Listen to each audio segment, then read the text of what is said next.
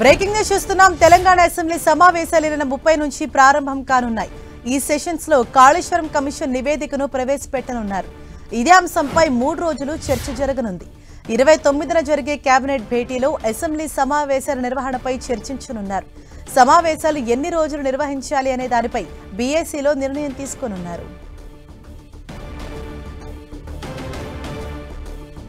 ఇదే విషయంపై మరింత సమాచారం మా ప్రతినిధి తిరుపతి చారి మనకు అందిస్తారు. చారి,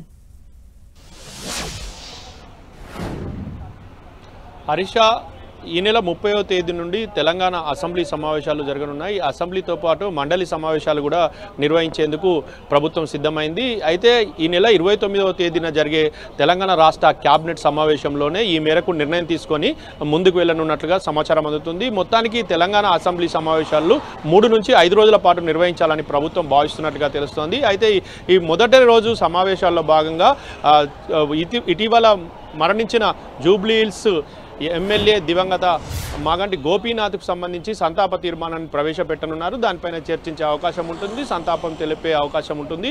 దీంతో పాటుగా మరి మిగతా రోజుల్లో మాత్రం ఖచ్చితంగా ఈ కాళేశ్వరం కమిషన్కు సంబంధించిన పీసీ ఘోష్ ఇచ్చిన నివేదికపై ఈ సమావేశంలో ప్రధానంగా చర్చిస్తారని తెలుస్తోంది. ఈ సమావేశంలో పీసీ ఘోష్ నివేదికపై చర్చించి అయితే గతంలో బీఆర్ఎస్ పార్టీ కాళేశ్వరం ప్రాజెక్టు నిర్మించి చేసిన తప్పులపైన ప్రధానంగా ప్రభుత్వం ఫోకస్ చేయాలని కూడా నిర్ణయించినట్లుగా మనకు సమాచారం ఉంది.